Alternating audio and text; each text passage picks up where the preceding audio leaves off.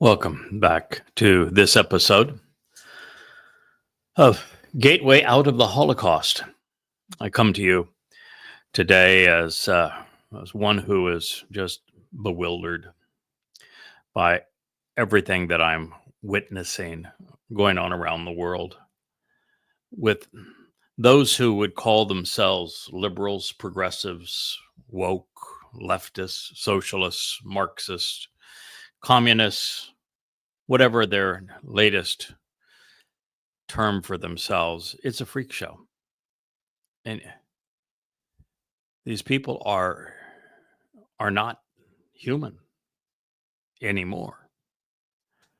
And then on the other side, you have the MAGAs rallying around a wreck of a human being, a man where there is no correlation between what he says yesterday versus today, a man without a moral compass or any moral judgment.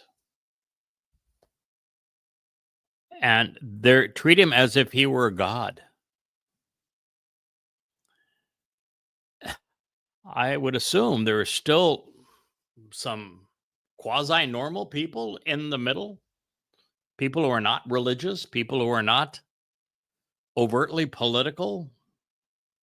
I mean, everything that Yahweh has asked me to do for him these past 24 years is for those that would meet that designation: reasonable, rational, moral individuals who are neither religious nor political. Now, I realize that X is the ultimate freak show. God, boy, do I ever understand that. And do I understand that humanity is in a death spiral? But my, oh my. I mean, we're going to have to be batting cleanup when it comes to those of you who aren't part of that freak show, who aren't on the extremes of right and left politics or religion,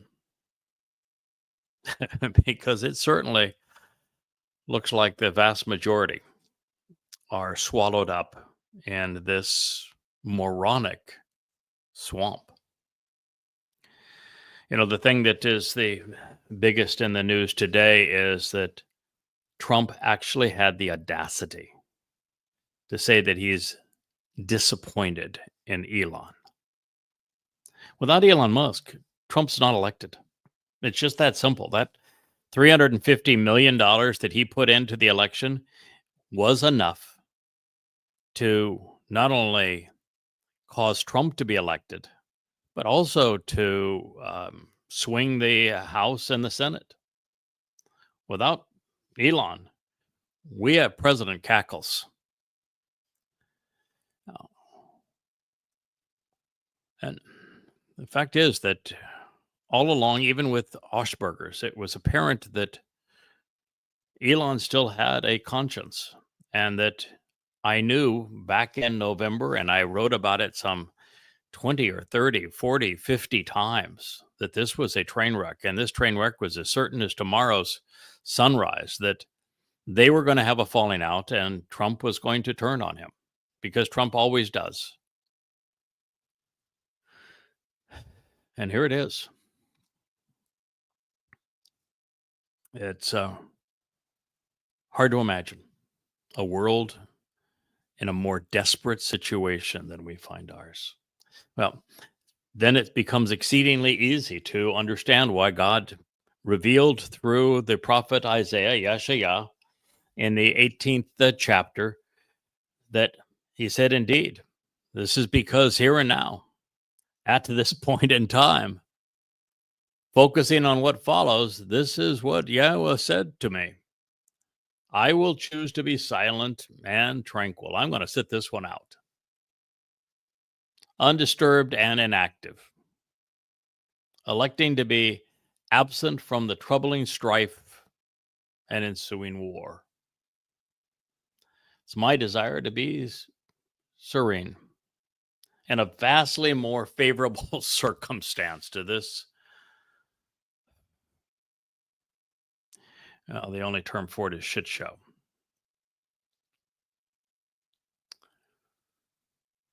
Removed from the fighting, disassociated from the fissures in all human relationships, and that relationship between me and them, now that I have resolved the most pressing threat. What was the pressing threat that Yahweh just resolved? You know what it was? He explained through Yashaya that an egotistical maniac, Donald Trump, with a country that is militarily belligerent, the world's busybody that tries to buy everybody off, tries to overthrow all manner of governments, tries to nation build and consistently makes bad situations worse. That this country that prowls the seas and has fought well over 100 wars in its first 400 years since the Europeans wreaked havoc, the native peoples of North America. He just said that that country is the one that undermines his people, that forces Israel to give up her heart, to appease the terrorists that want to destroy her. That's what Yahweh just said. He got that off his chest. He says, you need to know that it's the country that is pretending to be Israel's friend that's going to be Israel's biggest foe. I can hear some of your MAGA saying, oh, but the United States was the lone veto. It was 14-1 in the UN Security Council on the vote against Israel. The United States was right there. We're not going to allow legislation like this to be passed. 14-1 against Israel. Yep, the United States, the one dissenting vote. You paying attention? I talked to you about this yesterday. What I told you is that Donald Trump is the great betrayer. He is going to give Israel to those who bribed him with $16.5 billion. He's going to do it to win his prize. He's going to do it to shore up the dollar whose value he has destroyed. But this wasn't his bill. This wasn't about a fake Estonian state. No, this was just about ending the war. And Trump doesn't want the UN to call for the end of the war. He doesn't want those other 14 nations on the Security Council, like France and Britain and China and Russia, to say this is the end of the war and Israel needs just to roll over and play dead. No. Trump doesn't play well with others. No, we're not going to share any credit for that.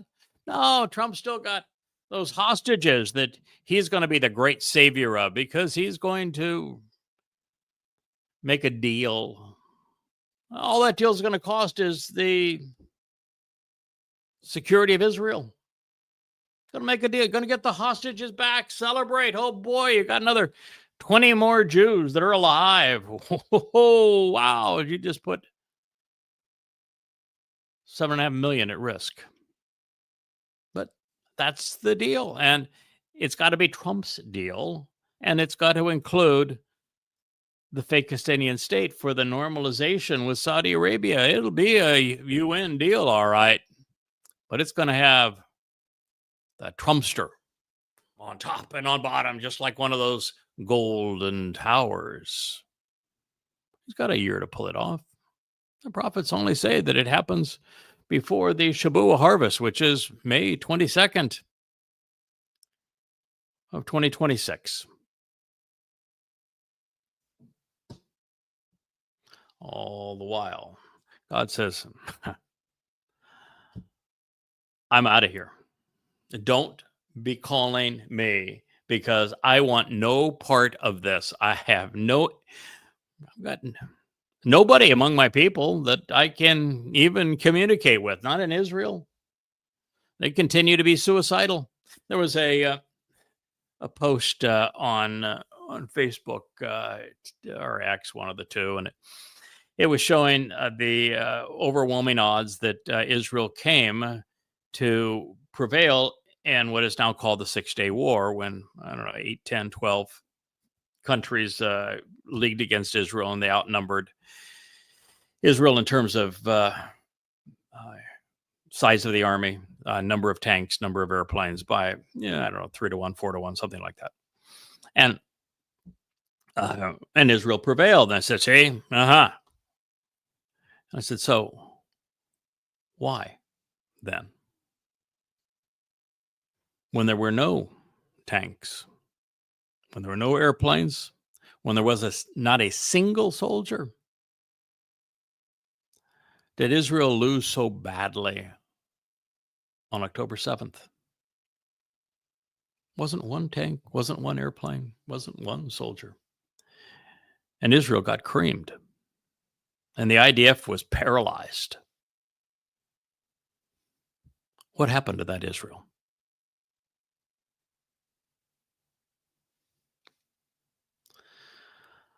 God continues, I will wait in the place where the universe was fashioned and established, in the location where the foundation of life was laid. This is where my provision for life was conceived and prepared for those who question the who, what, why, where, and when, even how, of the one who becomes firmly established by being directed aright, so that they might endure. I will exist in the manner of a radiant and glowing light, a dazzling and beautiful, clearly understandable source of beaming illumination, which is aglow with all of the passion and warmth of the Almighty.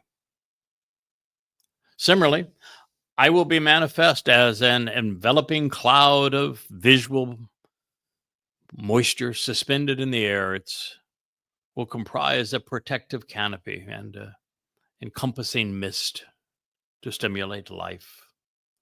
And it will provide an abundance of prosperity and the warmth and enthusiasm of the harvest. This will all be derived from the branch, the reaping, the gathering, a few shoots off of the main branch during an agonizing period, from the loathsome discouragement and the vexing grief of a time which must be cut short to preserve even a few lives. Yeshaya, Isaiah 18:4. Well, in a way, this is good, bad news. Bad in that God is so disgusted with humanity that he is going to sit most of the next 8 years out. He's not going to respond to a Hashem. He certainly, hell, is not going to have any dealing with anybody who is a Talmud toter. He's not going to respond to G-D. He despises the Twistians for stealing his son's acclaim, for robbing his people of the promises he made to them. He, of course, can't stand Muslims for being foolish enough to kill for Satan. And progressives, he's got to look at them and see them as even more loathsome than I do, as two-legged homonyms without a functioning conscience. Repulsive how they've turned on his people as well. So it is sad that God says, I want nothing to do with humanity at this time. There's nothing here for me. It is a really disgusting environment. What we humans have done in these last 50, 100 years to this planet is revolting. God says, nope, I'm out of here. Don't call me. But yet he does say that he is prepared to do what must be done in the end.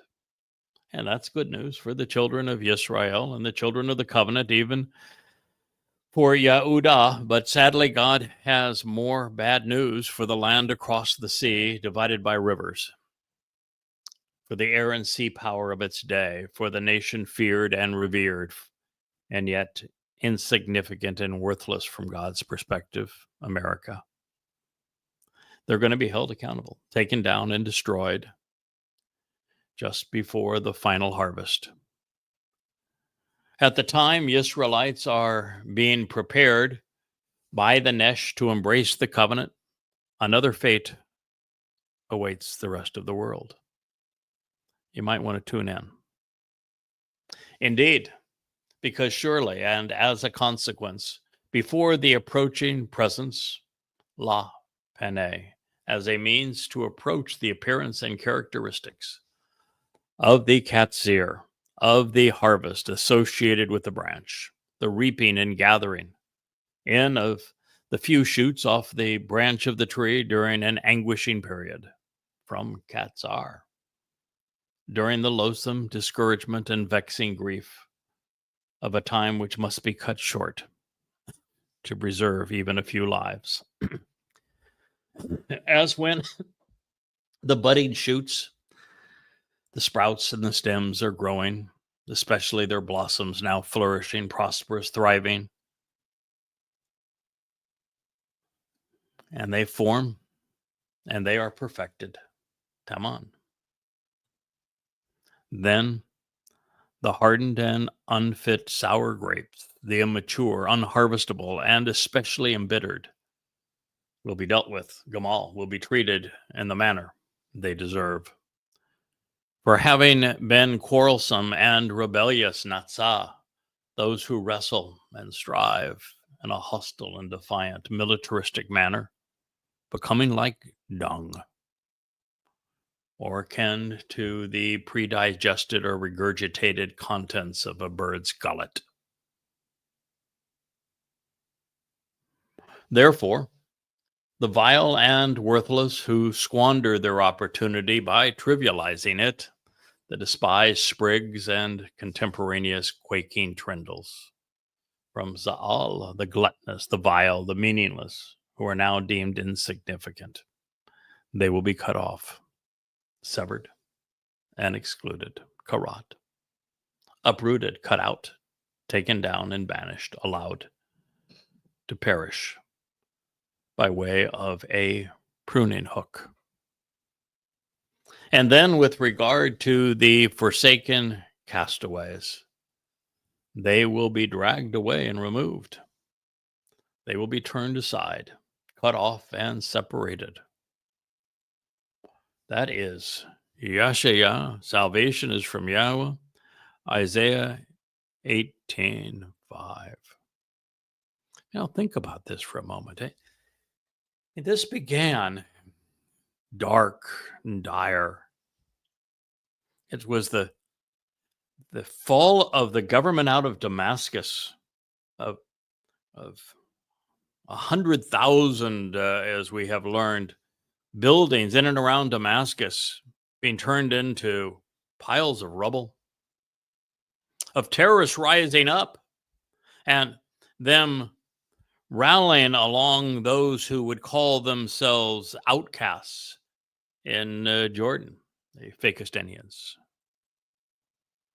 And that because of this onslaught of terror, the world would seek to appease the terrorists by carving out the heart of Israel and thinning the nation at the waist by giving away large swaths of Israel so that the nation becomes indefensible. Exceedingly dark. But then the prophet said there's going to be a harvest, a marvelous harvest of a katsir, of Shabuah, a lakat, even a gleaning of teruah. And he spoke of the consequences of those times and how there will be a productive bara who will save many Israelites at this time. It was glorious solution for the few, even amidst the carnage for so many others. And then God went in and he systematically delineated the nation most responsible for betraying Israel. And it turns out not only by the United States, but indicative of the narcissistic and egomaniacal tendencies of Donald Trump. And he said all that would happen before the harvest. And then he says, okay, I've done my job. I've told you what you need to hear, Israel. I'm going to sit this one out. It's going to be horrible. A worse time than you can ever possibly imagine. But I'm out of here. You don't know me and I don't know you. And until you guys change and stop celebrating Judaism and your politics as if that was your salvation, nothing I can do for you. I'm just going to be tranquil. I've done my job. Now it's up to you. Then he comes off with this and 18:5, and this is what follows it, and which is to say, very, very few people listen to him. He says, indeed, before the approaching presence of this harvest. Well, the harvest, the Katsir, is Shabuah. Shabuah is only 12 months from now. The Shabuah, which means sevens, is that 7 years prior to Yahweh's return with Dode in year 6,000 Yah, which is 2033. 7 years earlier puts the Shabuah May 22nd, 2026. He says, before the approaching presence of the harvest associated with the branch. The branch, he's the choder. Before it. 12 months. It's a vexing time, he says. And we're entering the time of Israel's troubles. It's the 7 years that begins on the 22nd of May, 2026, and goes through Teruah, the 24th of September, 2033. But this is a horrible time of trouble before the harvest. God says that people are going to be plucked up by the roots. The budding sprout that had all the promise of Israel. Just as the buds are beginning to form and are perfected, then we're going to watch the sour grapes dealt with. You know, this is a thing that I know can get me into some trouble by saying it, but it is a reality, and I'm going to say it anyway. The overwhelming preponderance of those who were killed by, abducted by, raped by,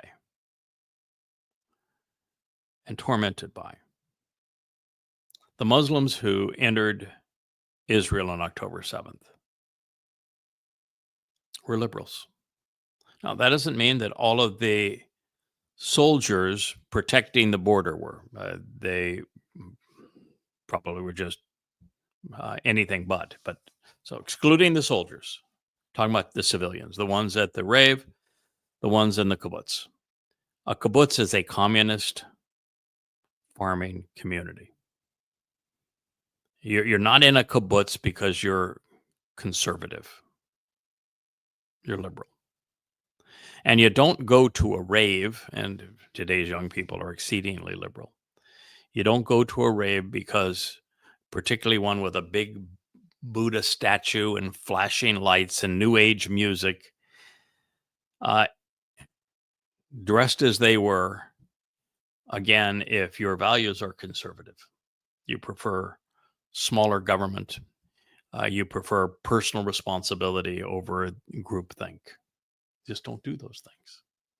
Now, that doesn't mean that they deserve to have been killed. They don't deserve to be raped, killed, or kidnapped. And I'm going to hold all of the Muslims who did this to them accountable. I'm going to bring justice to them. You can be assured of that. But if there ever were sour grapes, I'm sorry, but That is the progressive Marxist mantra. It is all sour grapes. They've been given the greatest opportunity in the history of the world for upward mobility, regardless of one's ethnicity or culture or language, status in life, and they're nothing but sour grapes. That's why it's called cancel culture.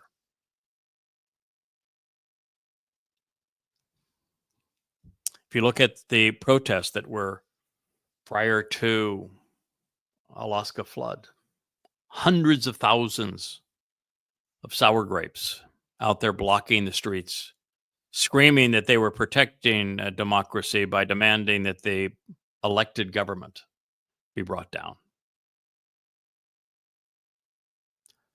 Sour grapes. Sour grapes, God says, are going to be dealt with. Now, I don't think there's anybody any more sour than the other side of the equation, which would be the Haredi. They are out of touch with reality, out of touch with morality. They are a great blight on the nation of Israel. These spindly little jerks that will wallow in the street to protest being drafted and to defend Israel. So they can wallow all day in their God-forsaken Talmud. They're going to be dealt with, it says, for having been quarrelsome and rebellious. I mean, that is the sign of Israel. Israel has been quarrelsome and rebellious for 3,500 years, and the number of intervening years where Israel was accommodating and accepting of Yahweh, respectful to Yahweh, appreciative of Yahweh, can be counted probably on 2 hands and 2 feet. I think that's 20 years worth in the midst of 3,500. I'd be surprised if it was more than 20 years. And there is no time in all of that time where the extremes of Israel and the most vocal voices in Israel have been as quarrelsome and rebellious as they are now. And I say that both on the ultra-Orthodox side and the ultra-liberal side as well. Defiant, hostile. And then many just militaristic. Let's go bomb Gaza. And every time a bomb explodes, they want to show it on social media. There you go. Take it there. This is winning, huh, Gaza? And not recognize that vote in the UN was 14-1 for a reason. The optics of what Israel is doing are really bad. And you're making a bad situation worse while turning Gaza into a demolition zone. I'm not trying to spare Muslims because it was Muslims who perpetrated, celebrated, encouraged October 7th. And every Gazan is a Muslim. And even those Muslims in Gaza who are now frustrated with Hamas for making their lives miserable, they would have been among those who celebrated the rape, abduction, and murder of Jews. I posted as an illustration on both X and Facebook. It's graphic, and what I'm going to describe right now is really graphic. I'm sorry, but sometimes you just need to tell people things as they are. It shows a person that's wearing a Hamas band, but the person was just simply a Muslim, holding a knife, standing above a woman whose pregnant belly has been sliced open, holding a fetus with the umbilical cord still attached, the woman looking up in horror, blood everywhere, and the fetus's head severed, while the woman struggles to survive.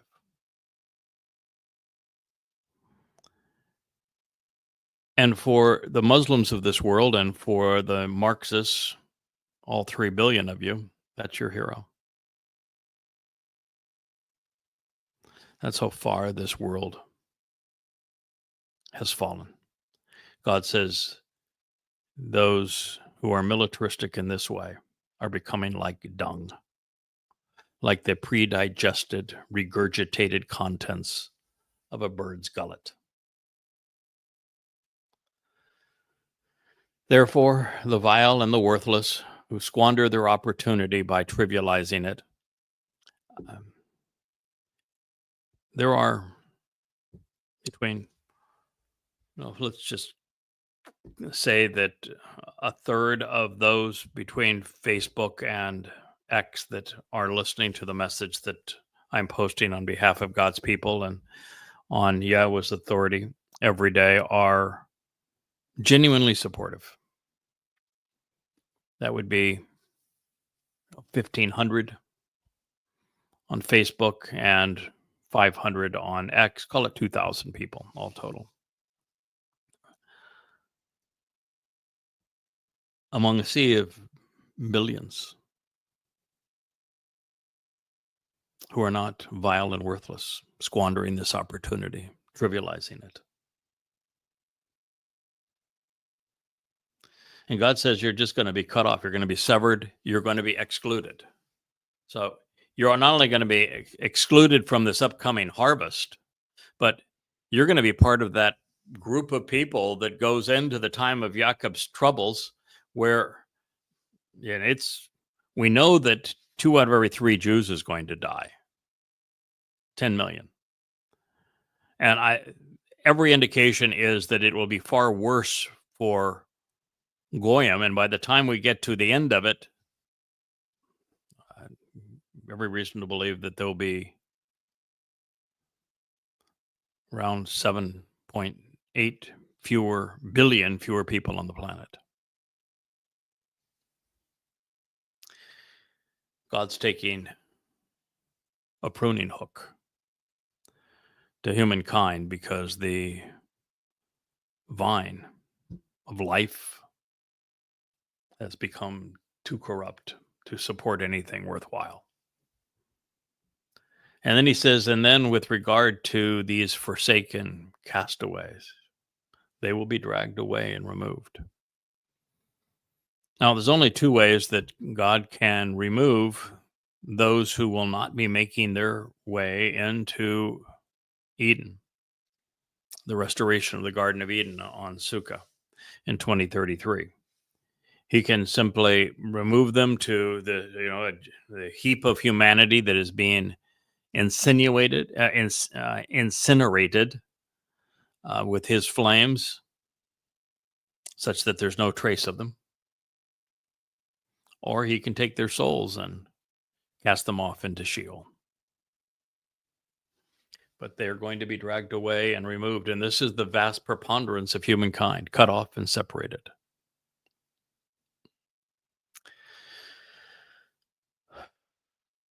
Well, I suspect that the katsir, the harvest associated with the branch, the reaping and gathering in of the shoots off the main branch of the tree during this anguishing period, whose La Pana presence we are now approaching, is addressing. Quite literally, it would be Shabuah.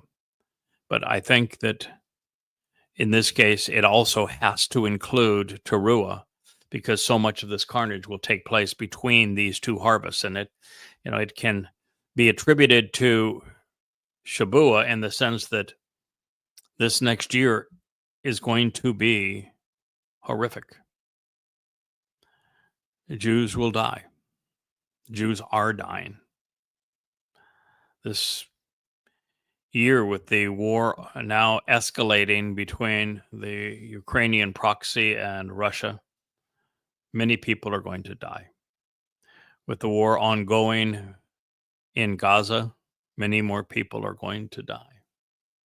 With Islamic atrocities going on throughout Africa, many more people are going to die. And so this next year, God's saying, be prepared. It's going to be rough, but it's what happens when the one buffering element, the covenant family, the voice of God at this time is removed. That we enter the time of Israel's troubles, and that's a troubling time for the whole world. And so it is by way of the harvest of Shabuah that we open the door to pandemonium and all of these horrible things that God said that man has brought upon himself. Now, mind you, that at this time, what did God just say? I'm in the heavens. I'm out of here. I'm not here. I'm not going to be involved in this. So this carnage is man's fault. We do this to ourselves.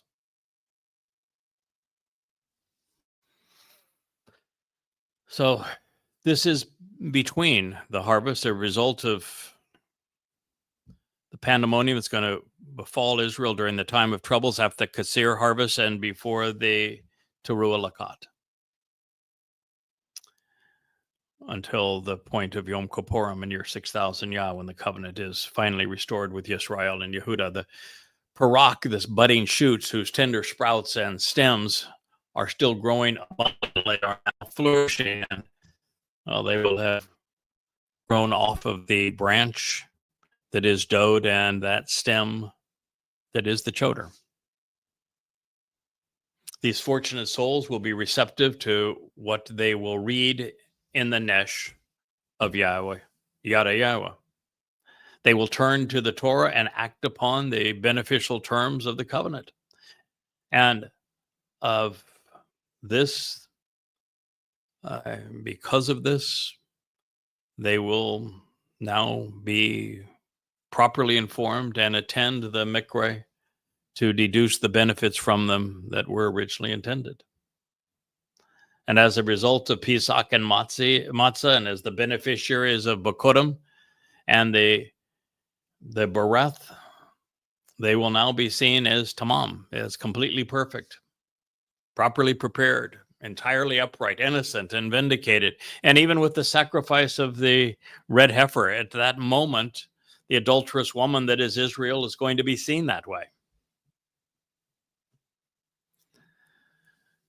God's people will be perfected and complete in the knowledge that Yahweh is God and that he honors his promises.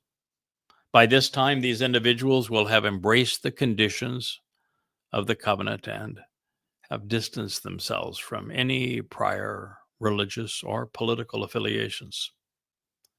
They will have come to trust and rely upon Yahweh based upon what they have witnessed, what they have experienced, what they have seen. And they will finally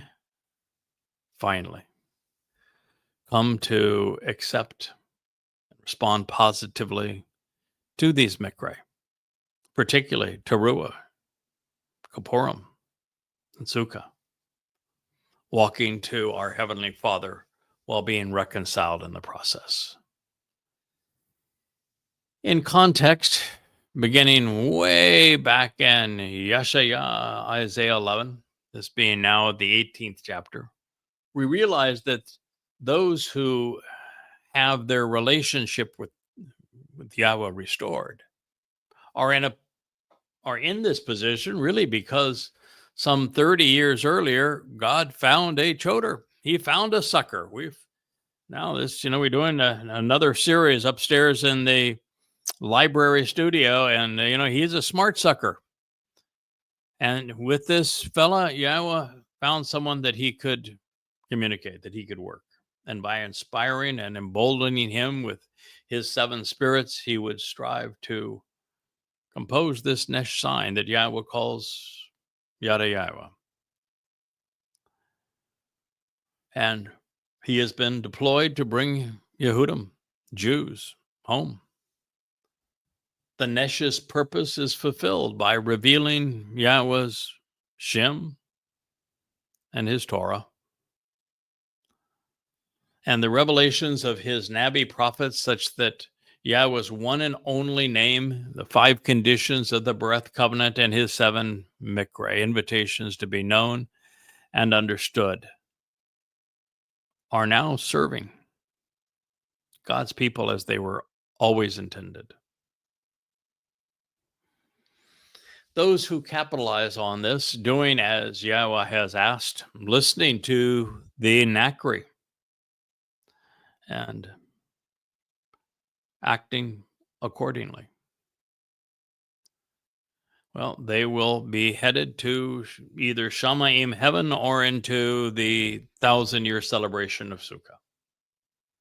But there will be others, a vast number, who will remain hardened and sour, unfit for the spiritual realm, even unfit for entry back into the garden.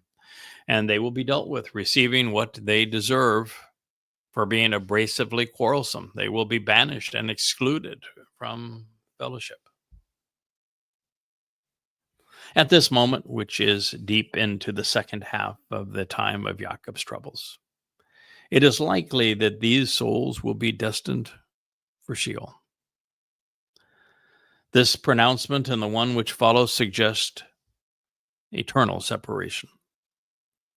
We have passed the time of dissipation where the only option now for those who have not embraced Yahweh's name, who have clung to the Torah or to the Talmud or to Judaism, is to be incarcerated. You could have been religious for a very long time, counterproductively, and had your life simply end at the end of your mortal existence. A life squandered. And that's been the case of generation upon generation of people throughout the earth, really, from the time of Dode all the way to now. You could probably count on 2 hands and 2 feet again the number of people who have availed themselves of the conditions of the covenant and the benefits of the Mikra to become part of the covenant family. And that now there will be thousands who benefit from the Shabua harvest, and thousands more who benefit from the Teruah gleaning, and many, many thousands more who will be there for the sacrifice of the Adamah Parah. It means that we're still dealing with thousands amongst billions, which is 1 in a million. The time of choice is being foreclosed by design. By this time, every soul will be seen as either with Yahweh or against him. There will be no independent middle ground born of ignorance or apathy. Too much information has been presented to allow even any accommodation of indifference. The words Yahweh selected paint a vivid picture. We are 2 distinct groups of people. On one side, we witness those who are beginning their lives in the covenant. They are just starting to blossom and grow as a result of finally recognizing Yahweh and answering his invitation to participate in his covenant family. But on the other hand, we see individuals who remain unreceptive, indeed unfit, and growing rotten, ever more so by the day. Yahweh has no affinity for sour grapes, and I can't blame him. While a positive, caring, energetic, fun-loving attitude is the wellspring from which abundant life flows, there is nothing more debilitating than someone who is negative and embittered, self-absorbed, and unwilling to change or grow. They are depressing. It is the very attitude that brought Moshe down. That in Numbers 11 finally had Moshe say, I can't do this anymore. These people are so annoying. I want out. I think you just ought to kill me because no one can deal with them. They are so depressing. I want to die.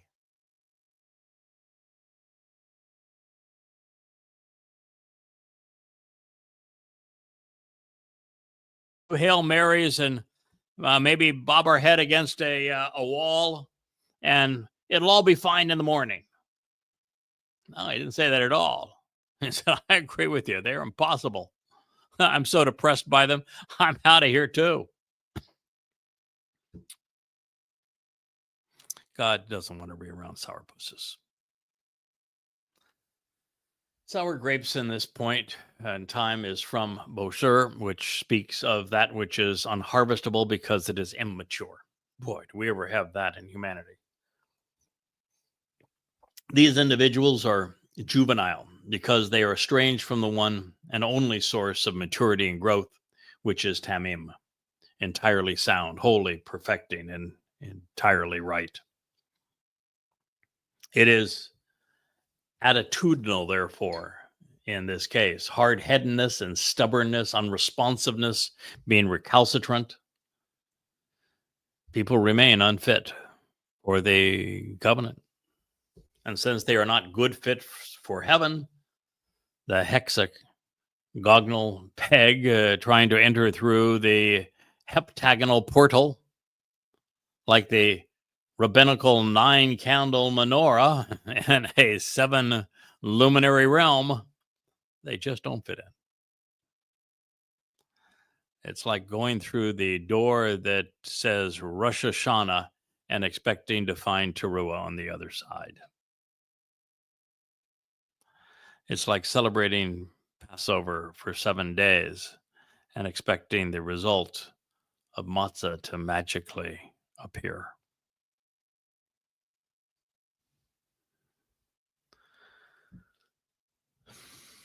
Excluded from Yah's place, these sour grapes, hardened and immature fruit, unfit, unharvestable, will Gamal be dealt with in a manner that they deserve, and they will either cease to exist or their souls, mazer ra, I should say, be stuffed out, extinguished, or Gamal suffer recompense of Tazaz, being cut off and separated, which is to be incarcerated in Sheol. That is the place of separation. Now, the difference between these fates is so enormous, it defies words to accurately describe. And therefore, it's vital for us to know that Yahweh is going to Gamal, deal with each individual in a way that is warranted and justified. He will not be capricious. Even if he does as we expect and delegates the entire thing, what he delegates and to whom he delegates, that individual is going to proceed on the instructions that God provides. And God's instructions are going to be consistent with who he is and what he has said. The personal attributes that God is going to evaluate in pronouncing the proper sentence are central to the very concept of Yisrael. On the positive side, Katsir speaks of those harvested in association with the branch, who are parak, budding sprouts who are growing and abundantly flourishing. And they're going to find themselves celebrating life in Yahweh's home, having embraced what it means to be Yisrael, individuals who endure and who have engaged with God. They are now empowered to be liberated by God. Now, those who are excluded as unfit will also represent what it means to be Yisrael, manifesting its negative implications. Yisrael is also individuals who struggle and strive against God, and they will continue to be quarrelsome and wrestle with God. This is the Israel which was divorced and disowned during the time of Hosea. It is the Israel that rejected Dod as their shepherd and as the lamb. It is the Israel that brought Moshe to his knees. It is the Israel that caused God to walk away. Heck, it's the Israel that told God to shut up and go away. This is the Israel that was ransacked by Rome on 3 occasions. This is the Israel that has been abused by the Roman Catholic Church for 1800 years, terrorized by the Muslims for 14 centuries, tortured by the Nazi Germans. This is the Israel that prefers the Talmud over the Torah, rabbis over Yahweh, and their religion over the relationship God intended. This is the Nashak, rebellious and filthy side of the children of Israel. This is the children of Israel who were dragged kicking and screaming through the 40 years of the Exodus. They have become indistinguishable from dung, according to God, and akin to vomit. Rather than accepting Yah's hand, they fight it off. They wrestle with God. Rather than listen to the Almighty, they quarrel with Him in a hostile and defiant way. As such, Nachach is the perfect word to depict man apart from God, Jews estranged from Yahweh. Religious and political individuals are seen as zalim, vile and worthless, because they have squandered the ultimate opportunity because they trivialized it, replacing the perfect family relationship with ludicrous make-believe. They prefer their absurdity, this arcane and burdensome approach to restrictive laws and edicts.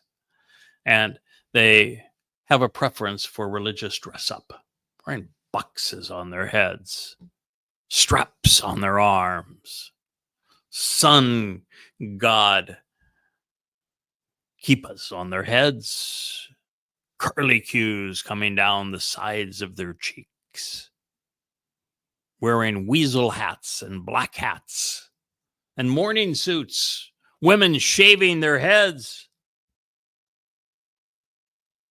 sitting in the balcony because they can't be seen with men, and men saying, "Thank God I'm not a woman." Too weaselly and weak, lacking in character to defend the nation of which they have become parasites. Any reason God says, "I'm going to sit this one out"? Thank you. No. Or I'm going to be with the freaks that gather in Tel Aviv to protest against the state, to make a mockery of all things Israel, to prioritize hostages over the salvation of the nation. No. God says, "Thank you. I'm going to sit this one out. Call me when you're ready to change." Without exception, those who have squandered the opportunity to engage in the covenant, karat, will be cut off. The covenant was karat. You are not part of the covenant. You are karat. It's be cut in or you're cut out. Karat means to cut. Like you would cut a deal. Or you would cut the foreskin from the part of the male anatomy used to conceive a child. You're cut in or you're cut out. And if you're cut out, you're cut down. You're excluded. You're severed. You're banished. You'll perish. Estranged, they will be taken away or destroyed. And therein is the great divide. To be destroyed is to have one's soul extinguished. To be taken away is to be escorted into Sheol. The implement used to make this monumental distinction will be Masmurah, sharp shears, pruning hook, a knife. The fate of souls will be decided using a blunt instrument, as souls are not physical objects. I should say, and I don't know if I properly pronounce not, but will not be using a blunt instrument. They will be pruned. The shears will chop them away. Symbolic language to say that the souls are going to be detached from the living. The fate of souls will not be decided using this blunt instrument. Souls, as I have said, are not physical objects. There is no bodily resurrection. And that is why a mezura is deployed to snuff out a candle's light so that it no longer combusts. Did you know that? We're stuffing out the light. The soul's energy will either be extinguished or trapped. Having exercised good judgment, having been fair by allotting to each what they deserve, we are told that the Neti Shoeth, the forsaken, the castaways, will be rejected. They'll be cast off. They will be abandoned by God. They will be sure dragged away and removed, such that they are tazaz, cut off and separated. This means that there will be an eternity, either incinerated in Sheol at this time, following divine judgment, or it's forever goodbye. God's not playing around. You're not coming to a time of another 1,000 years and 1,000 years and 1,000 years of goofing around. This game of antagonizing God while repulsive, counterproductive is over.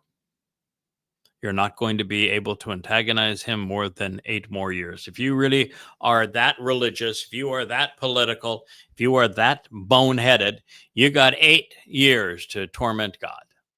Then it's over. Stupid is as stupid does, as I suppose, but my advice would be don't do that anymore. It is assumed by most scholars, just because the message has deployed agricultural metaphors, including standing grain, olives, branches, vines, blossoms, and fruit, that Netzah, which I rendered as quarrelsome and rebellious filth, should be translated as if God actually wrote parach, budding shoots and blossoms. But why would Yahweh write Netzah instead of parach if both meant budding shoots and blossoms? So Yahweh was trying to describe something that, or Yeshaya, I should say, because Yahweh is providing this vision to him. So he's trying to describe something that he had never seen nor even imagined. And that helps explain why this is one of the few times that Netzah is deployed in the Torah, Nabiim, Wa Mizmor. It also appears in Jeremiah 5:10 and 48:32. It was chosen to depict the negative aspects of Israel, thereby exposing those who are still striving bitterly against God with their God-forsaken religion. Well, digging a little deeper, we find that its root, which is netz, appears 4 times. It is used to present unclean birds of prey, specifically hawks, falcons, eagles, raptors, and vultures. A netzah is the feminine version of nets, which is not surprising since ships and planes are typically referred to using feminine pronouns. Further, nets is related to netzatz, which describes something that shines, sparkling and shimmering in the light. Therefore, beyond what we have already considered, this may suggest that those who have earned Yah's condemnation will be flying birds of prey. then that's just so happens to be the names of the U.S. military um, flying squadrons of killing machines, particularly its fighter jets, attack helicopters, and surveillance aircraft. The United States deploys F 15 Eagles, 473 of these fighters were in active service when I wrote this text. F 16 Falcons, 1,245 of them. F 22 Raptors, 195 advanced fighters. There are HH 60 Pave Hawks, which are some 103 helicopters. MHSH 60 Seahawks, all birds of prey, 589 in active inventory. And UH-60 Blackhawks, 1,500 helicopters are currently deployed, along with E-3 Hawkeyes, 67 surveillance aircraft. Add to this these particular birds of prey. The Army will soon deploy 133 MQ-1C Gray Eagle drones, while the Air Force is flying a fleet of 165 MQ-1 Predator drones. There are 152 RQ-4 Global Hawks UAVs and another aptly named 500 MQ-9 Reaper unmanned aerial vehicles. I rather doubt it's a coincidence, especially since there is a reference to them Mazirma being taken down, their fire snuffed out, a reference perhaps to quelling the combustion in the hot sections of the turbine engines that propel these beasts of prey. While these references to both the whirling wings and attack helicopters and the birds of prey that denote fighter aircraft may be unintended and just symbolic, the more literal interpretation is also intriguing. It is certainly consistent with the rhetoric that God has deployed thus far to describe the United States, a nation that manifests all of the negative connotations of striving and struggling against God. It is ironic in a way. The nation which believes that it has replaced Israel, inheriting its promises, has done this very thing. Not with the same result, but Christians have also been led to believe that they have replaced Israel. Within this context and from this perspective, the statement serves to explain the reason Yahweh will engage once again, this time to protect the positive aspects of Yisrael against the negative. This ties up an important loose end. It would be unlike Yahweh to denounce a nation or a religion without also revealing their fate. All of the forsaken castaways will be removed from God's presence, separated and discarded. It is, after all, what those who have abetted the pillaging and destruction of Yahweh's chosen people in promised land deserve. While there is some indication that Yahweh is responsible, it is equally plausible, considering how this fate is presented, that America will fail for additional reasons, as is the case so many times in human history. Something as simple as an electromagnetic pulse would make the nation's guidance, communications, and satellites inoperative, blinding the nation's birds of prey. But if Americans do not have the patience to wait for an enemy to attack, well, the nation should not worry, because it really has already destroyed itself. The U.S. political and economic response to COVID-19 was far worse than the disease. By having egocentric politicians intervene to control people's lives, depriving them of their liberty and livelihoods, they wrecked the nation, impoverishing it to the point where only illusions prevail. The people have placed their faith in a currency that has been inflated to the point that it holds no value. Businesses are failing at an unprecedented rate, and the overall debt between states and the federal government is soaring towards 50 trillion. Truth was the first victim, individual responsibility was the second, independence was the third, thinking was the fourth.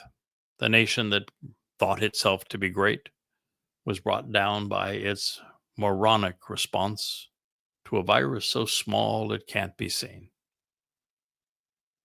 Rather than accept the natural remedy, that of herd immunity, America and the world opted for herd mentality. People became sheep for the slaughter. As I did an edit pass on these words in the spring of 2020, now 5 years ago, I witnessed a reality that was not even imaginable. Sure, we knew that the threat of an impending pandemic might have been real, but no one could possibly have imagined the world shuttering personal responsibility, curtailing independent labor to establish a worldwide collective. Who could have thought that 7 billion people, now 8, would have willingly surrendered their liberty over their fear of something so insignificant? And yet, as a submicroscopic virus, one synthesized from airborne rodents, less than 1/10 of a million of a meter in diameter, brought the most powerful nation on earth to its knees. There were no weapons to combat it. So, not knowing what to do, the country, along with the world at large, simply shut down. A virus 10 millionth times smaller than its host would come to control mankind. There'd be no going back, no way to return to what was before. This is the New World Order, and it is horrific. It is back to Egypt, but this time, man has plagued himself. Also curious, considering the inauspicious conclusion to a once proud nation and the growing dichotomy between American public rhetoric and the nation's backroom maneuvering relative to Israel. While the rhetoric would suggest otherwise, a case could be made that no U.S. president has openly supported Jews against Muslims. The most recent presidents, George Bush, Bill Clinton, Barack Obama, Donald Trump, Joe Biden, have orchestrated massive sales of the most sophisticated weapon systems to the Islamic nations surrounding Israel, while at the same time constraining the flow of those weapons to America's most supportive ally, its supposed ally, Israel.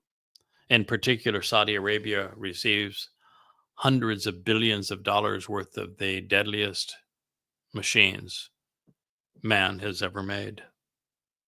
And now under Trump 2.0, this has been raised to the level of comedy.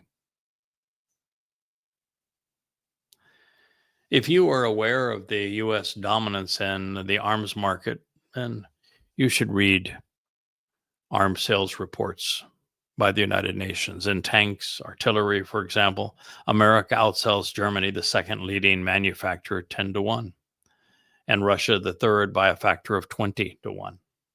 The U.S. sold 2,900 missiles and launchers in the preceding year, while Russia provided none. Worse, the previous administrations have inspired Muslims, telling them that this is their time. America has, with Trump, has given them the keys to the kingdom and said, "Come on in, we're for sale." We'll do your bidding.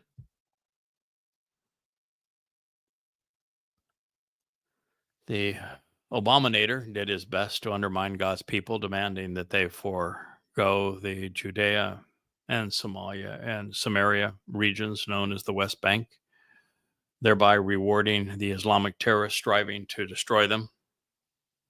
But it'll be nothing compared to what Trump is going to do to be the next Neville Chamberlain. The overt empowerment of Israel's Islamic enemies and simultaneous erosion of Israel's credibility has been accomplished in large part by sleight of hand. First, the marketing of the myth of a people called Palestinians and the mythical land of Palestine have been invented to give the impression that Palestinians have been victimized and the Jews are the aggressors and the oppressors, when the opposite is true. Adding to the confusion, America's leadership in a concocted war against a tactic, terrorism, rather than against Islam, naming one of countless expressions of the religion, Al-Qaeda or the Islamic State. When America had made both institutions, it created Al-Qaeda when it rented the Taliban from Pakistan to attack Russian interests in Afghanistan, and then created the Islamic State when it created the Awakening Program in Iraq to have Sunni Muslims fight against Shia Muslims, when it just turned into a terrorist group that now controls Syria after bludgeoning 1 million Syrians in the process.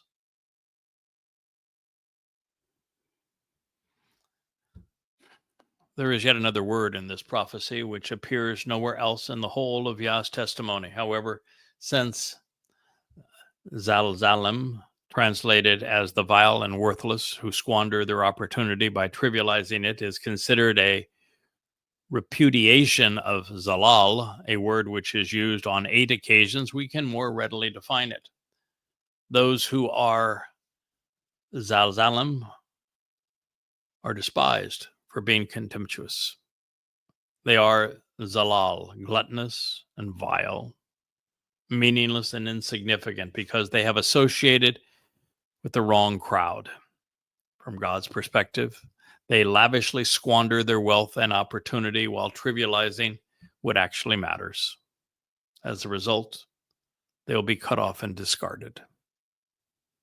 This is exactly what Yahweh told Abraham would happen to those who turn against Israel.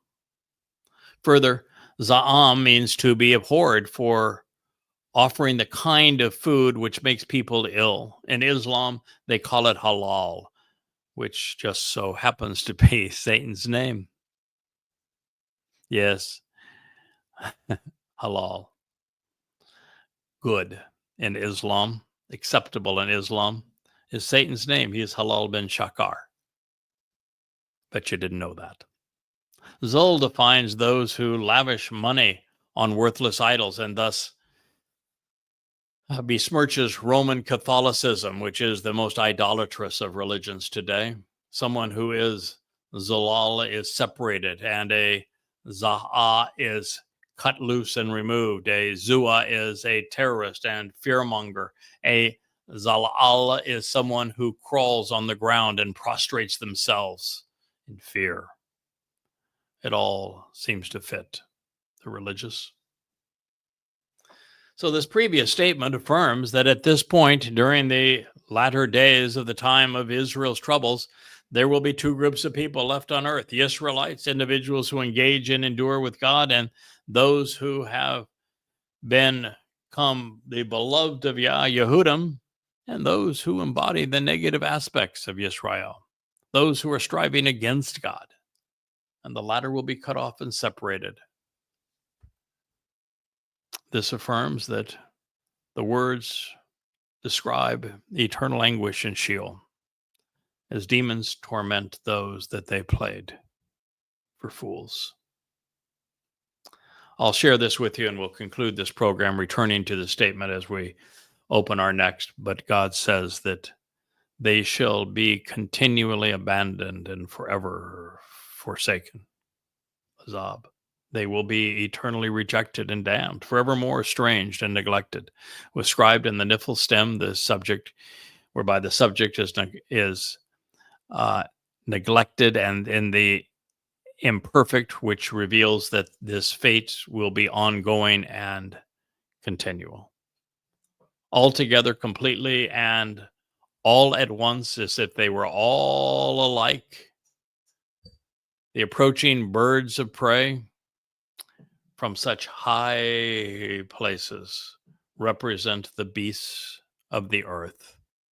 Yeshaya 18:6. There is nothing that God can say to you that is worse than Azab.